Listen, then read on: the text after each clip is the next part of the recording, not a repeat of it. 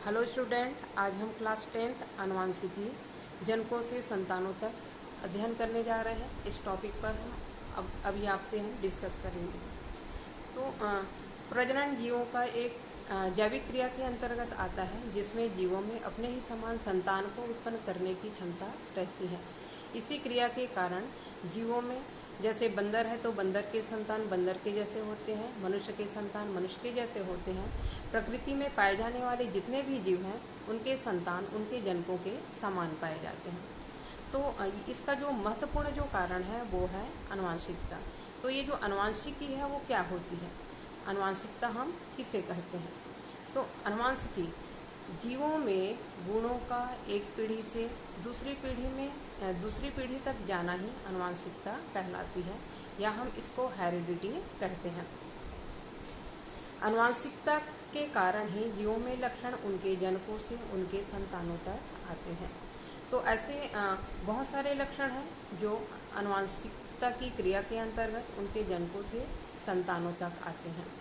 लेकिन बहुत सारे ऐसे कैरेक्टर हैं जिनको जो संतानों से जनकों से संतानों में आते हैं। इन समानताओं के बावजूद भी कुछ ऐसे भी लक्षण होते हैं जो उनको जनकों से प्राप्त नहीं होते हैं। तब ऐसी स्थिति में ऐसे उत्पन्न होने वाले लक्षण को विभिन्नता कहते हैं, या फिर इसको वेरिएशन कहा जाता है। तो ये जो विभिन्नताएं हैं, ये एक तो उपार्जित हो सकती हैं या फिर ये आनुवंशिक हो सकती हैं। लेकिन जब ये आनुवंशिक होती है तो ये एक पीढ़ी से दूसरी पीढ़ी तक ये जा सकती है। तो इसे जैसे सामान्य रूप से हम कहते हैं कि यदि किसी संतान के माता पिता गोरे हैं तो उसके संतान गोरे ही होंगे। लेकिन कभी कभी ऐसा भी होता है कि गोरे माता पिता के संतान काले भी हो सकते हैं। तब ये कालेपन का आना यहाँ पर ये किसको प्रदर्शित करेगा? वेरिएशन को या फिर विभिन्नता को प्रदर्शित करता है। तो अब हम जानते हैं कि ऐसे कौन कौन से लक्षण हैं जो कि आनुवंशिक हो सकते हैं, और ये हमको अपने जनकों से यानी कि माता पिता से प्राप्त हो सकते हैं, दादा दादी से प्राप्त हो सकते हैं। ऐसे बहुत सारे लक्षण हैं जो हमको जनकों से प्राप्त होते हैं। तो इसमें जैसे कुछ ऐसे लक्षण हैं, जैसे आँखों के रंगों का, आँखों का रंग किसी व्यक्ति का आँखों का रंग काला होता है, या फिर किसी व्यक्ति का रंग आँखों का रंग भूरा होता है, या फिर किसी व्यक्ति का आँखों का रंग नीला होता है। तो ये जो करैक्टर है ये जेनेटिक करैक्टर हो सकता है। दूसरा और जो करैक्टर है वह है जीभ का फोल्ड करना या जीभ का मुड़ना। कि कई व्यक्ति जो होते हैं उनमें ये प्रवृत्ति पाई जाती है कि वो अपने टंग को फोल्ड कर सकते हैं, मोड़ सकते हैं।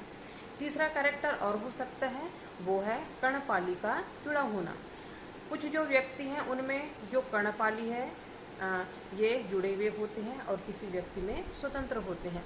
तो ऐसे जो कैरेक्टर हैं ये भी आनुवंशिक हो सकते हैं। इसके अतिरिक्त और कुछ जो लक्षण हैं, जैसा कि ठुड्डी को अगर आप देखेंगे तो ठुड्डी के नीचे किसी किसी व्यक्तियों में गड्ढे पाए जाते हैं। तो ये जो लक्षण है ये भी आनुवंशिक होता है, एक पीढ़ी से दूसरी पीढ़ी तक जाने वाला ये होता है। तो ये तो थे आनुवंशिकी से संबंधित लक्षण जो एक पीढ़ी से दूसरी पीढ़ी तक यानी कि माता पिता से संतानों तक ये जा सकते हैं। अब ये जो आनुवंशिकता है उसके बारे में जो प्रसिद्ध वैज्ञानिक है मेंडेल, इन्होंने बहुत अधिक इसके बारे में अध्ययन किया था। मेंडेल के बारे में जानते हैं कि वो ऑस्ट्रिया के एक मठ में पादरी के रूप में वो कार्यरत थे, और वहाँ का जो बगीचा था वहाँ पर उसने बहुत सारे पेड़ पौधे लगाए हुए थे। वहाँ उसने मटर के भी बहुत सारे पौधे लगाए थे, और वहीं पर उन्होंने मटर के पौधों के ऊपर ही उन्होंने आनुवंशिकता के बारे में अध्ययन किया था। और इसके बहुत सारे ऐसे कारण हैं कि मेंडेल ने मटर के पौधे का ही चुनाव क्यों किया। उसने मटर का प्लांट जो है आनुवंशिकता का अध्ययन करने के लिए उसका ही सिलेक्शन उन्होंने क्यों किया। तो इसके बहुत सारे कारण हो सकते हैं कि जैसे उन्होंने पहला कारण ये बताया कि मटर का जो पौधा होता है वो एक वर्षीय होता है, और एक वर्षीय होने के कारण उसकी विभिन्न पीढ़ियों का अध्ययन हम आसानी से कर सकते हैं। बहुत ही कम समय में उसकी विभिन्न पीढ़ियों के बारे में अध्ययन किया जा सकता है। दूसरा कैरेक्टर ये था कि इसमें परपरागण की क्षमता होती है। वैसे मटर का जो पौधा है उसमें स्वपरागण की क्रिया होती है, क्योंकि ये जो पौधा है ये द्विलिंगी होता है। मेल और फीमेल रिप्रोडक्टिव ऑर्गन जो है वो एक ही प्लांट में होते हैं, इसलिए इनमें स्वपरागण की क्रिया होती है। लेकिन यदि इसके प्लांट में पाए जाने वाले यदि जो एंड्रोशियम होता है, पुमंग होता है, इसको यदि हम हटा दें तो हटाने पर वो जो पौधा है वो एक लिंगी हो जाता है। तब ऐसी परिस्थिति में उस पौधों के ऊपर परपरागण की क्रिया का भी अध्ययन किया जा सकता है।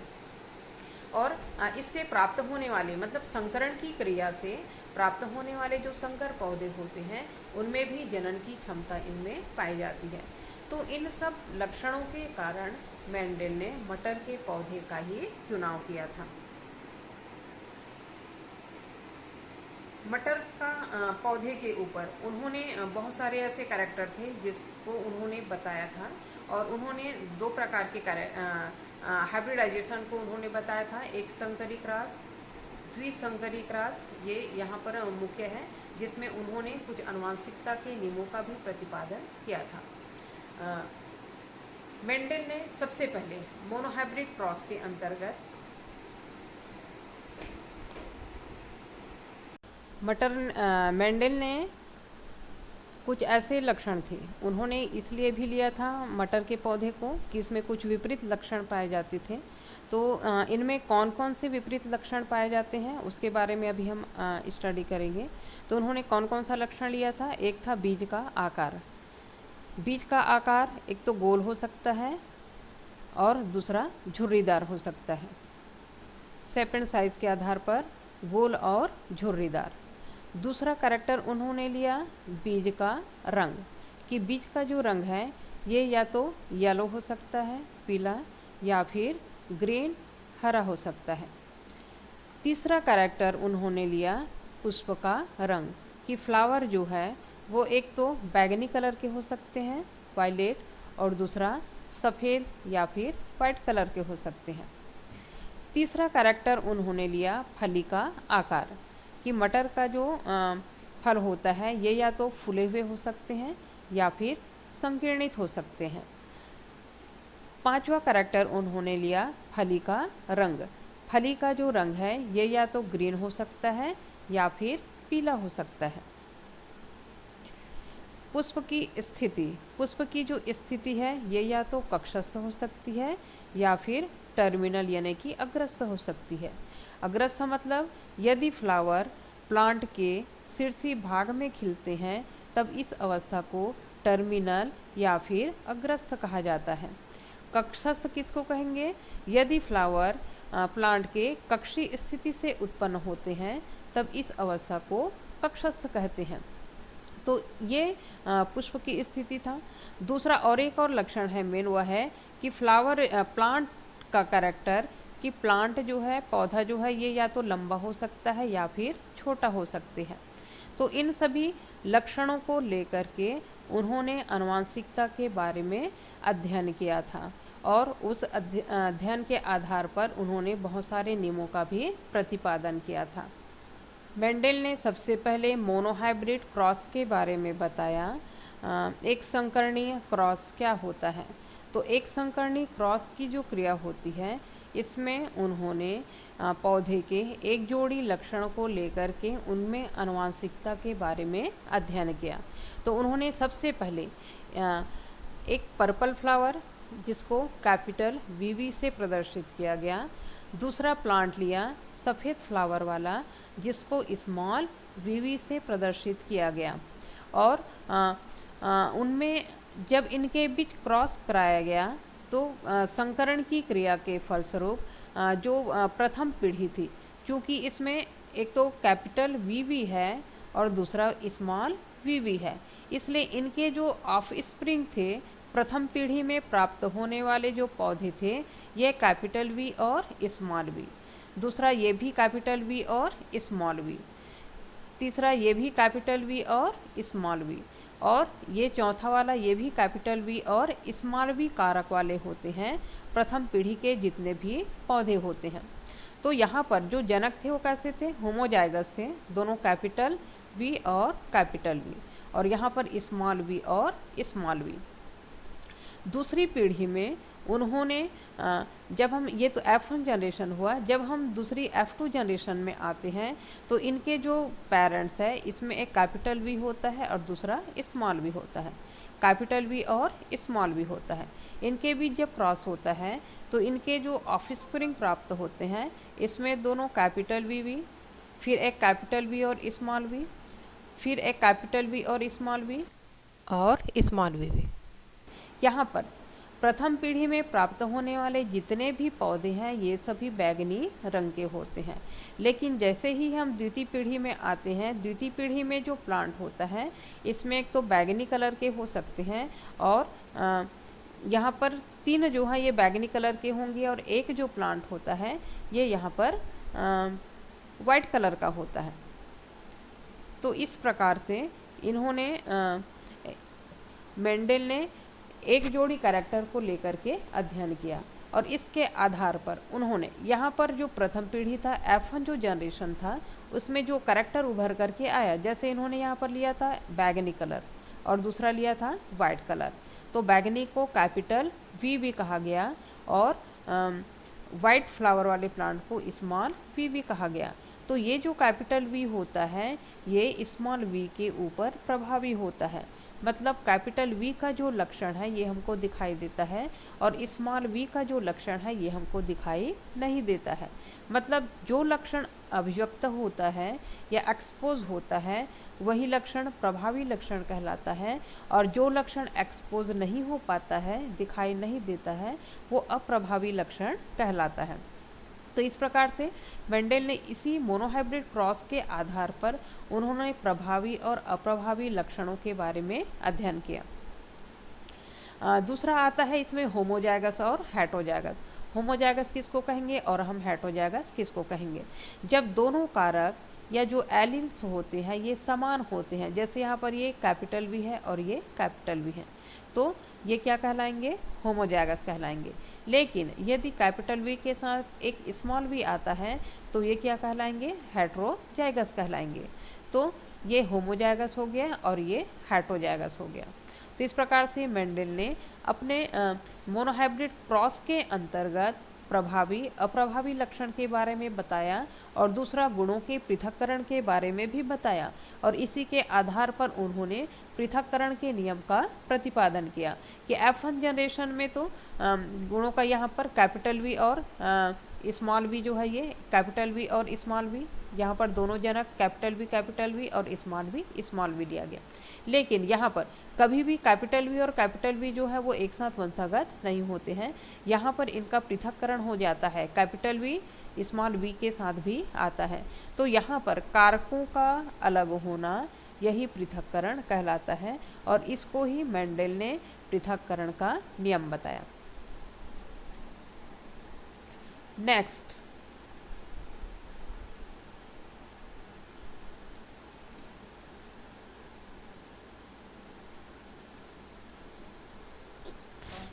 दूसरा आता है डाइहाइब्रिड क्रॉस। डाइहाइब्रिड क्रॉस, इसमें इस नियम के आधार पर मेंडल ने डाइहाइब्रिड क्रॉस के आधार पर द्विसंकरी क्रॉस जिसको हम कहते हैं उसके आधार पर मेंडल ने स्वतंत्र अभ्युवन लॉ ऑफ इंडिपेंडेंट असॉर्टमेंट के नियम के नाम से इसको बताया कि स्वतंत्र अभ्युवन, ये स्वतंत्र अभ्युवन क्या होता है। तो इसके लिए उन्होंने डाइहाइब्रिड क्रॉस बनाया, चेकरबोर्ड बनाया जिसमें उन्होंने फीमेल गैमिट और मेल गैमिट लिया। मतलब यहाँ पर डाइहाइब्रिड संकर क्रॉस जो है वो क्या होता है? द्विसंकर क्रॉस हम किसको कहेंगे? तो यहाँ पर जब दो जोड़ी लक्षणों को लेकर के प्लांटों में आनुवंशिकता के बारे में अध्ययन किया गया तब हम इसको द्विसंकरीय क्रॉस कहते हैं। और इसमें दो जोड़ी जो लक्षण था वो कौन कौन सा था? एक था गोल और पीले बीज वाले पौधे, गोल और पीला, और दूसरा गोल और पीला और दूसरा झुर्रीदार और हरा। ये दो लक्षण वाले प्लांट को लेकर के उन्होंने इनके बीच क्रॉस कराया। तो इसमें फीमेल गैमिट के रूप में इसको गोल के लिए कैपिटल R, येलो के लिए कैपिटल Y। यहाँ पर प्लांट जो है वो क्या है? गोल है और पीले रंग वाले हैं, पौधे हैं।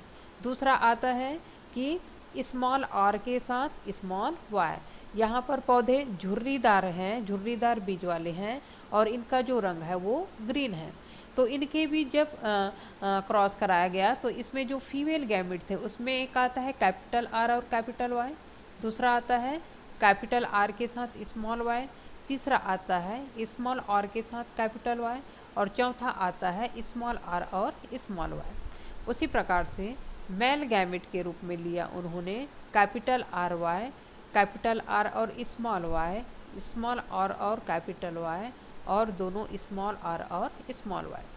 इनके बीच जब क्रॉस कराया गया, इनके बीच जब चेकर बोर्ड बनाया गया तो इसमें जितने भी ये पीले कलर के बीज आपको दिखाई दे रहे हैं ये सभी राउंड हैं और गोल हैं और पीले रंग के हैं, जबकि दूसरे ये जो गोल हैं ये राउंड हैं और ग्रीन कलर के हैं, ये भी राउंड और ग्रीन कलर के हैं।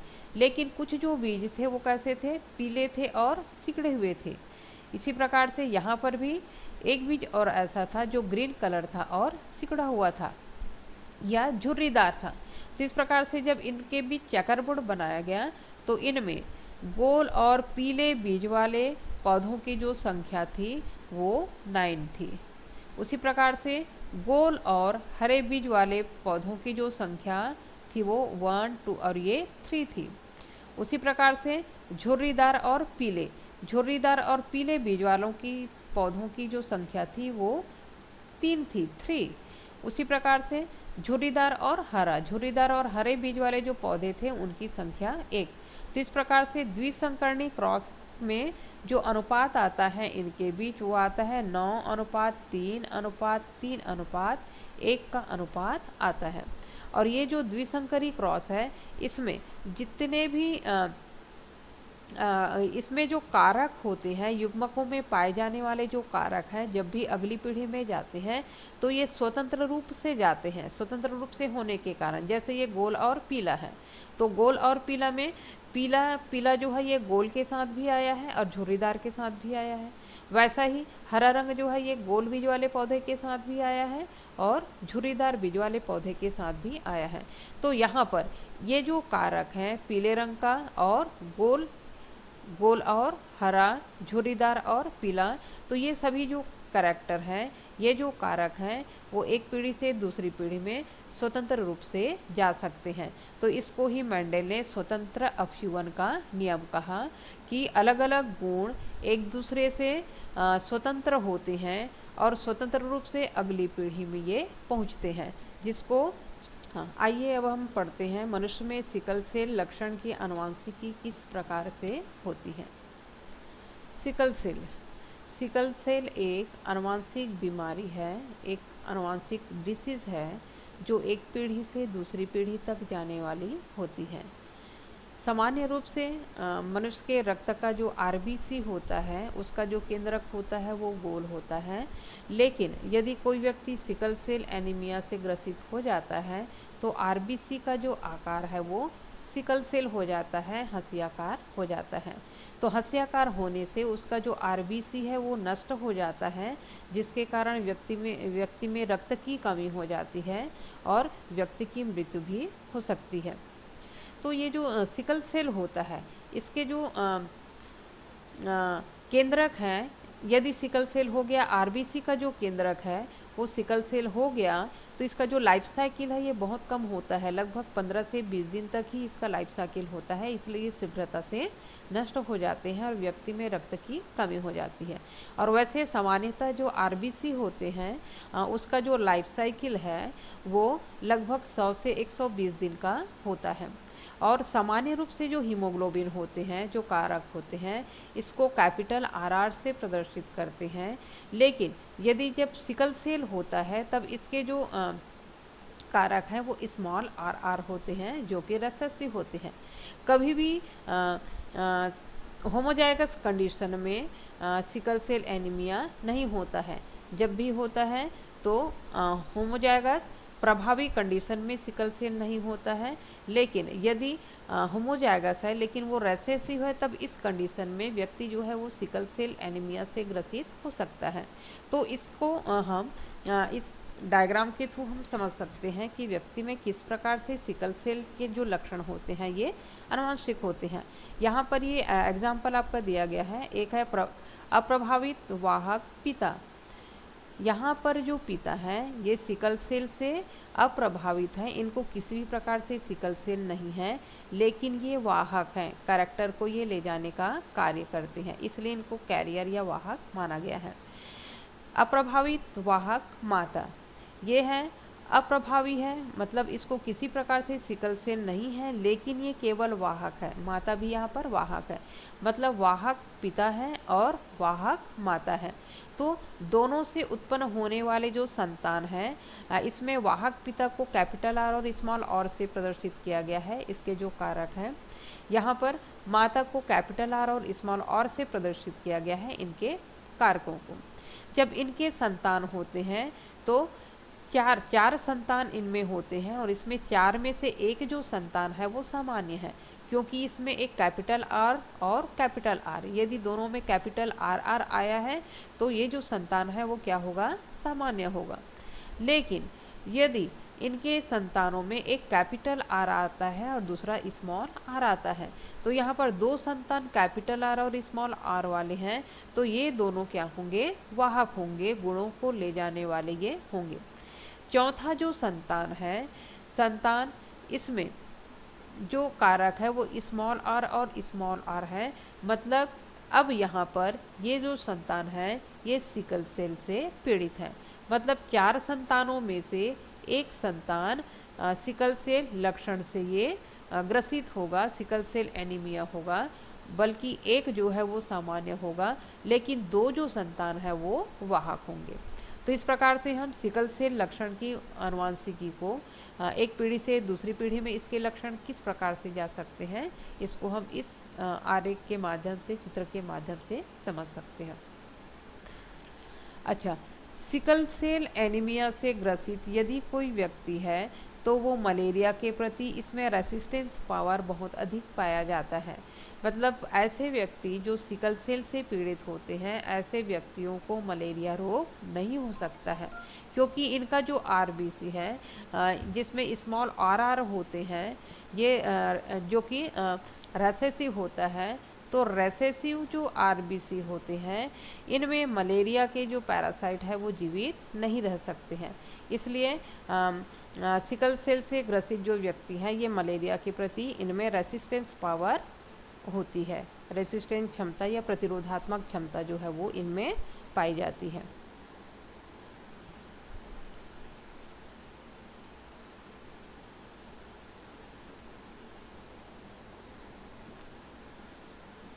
आगे पढ़ते हैं।